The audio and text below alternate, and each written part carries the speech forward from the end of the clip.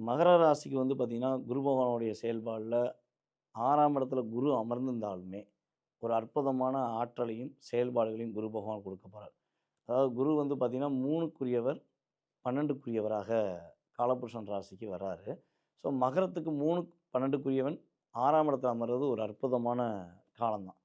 என்ன ஒரு விஷயம்னா, அவசரப்பட்டு முடிவெடுக்கக்கூடாது.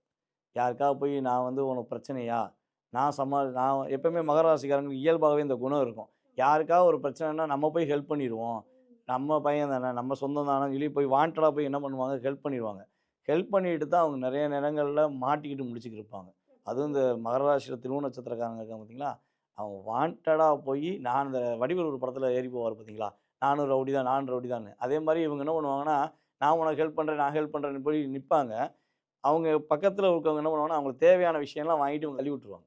அப்ப அந்த மனசுல ரொம்ப டிஸ்டர்ப் ஆகக்கூடிய சூழ்நிலைலாம் கடந்த காலங்கள்ல இருந்திருக்கும். ஸோ இந்த நிலை மாறும் அப்படிங்கிறத உறுதியா சொல்ல முடியும்.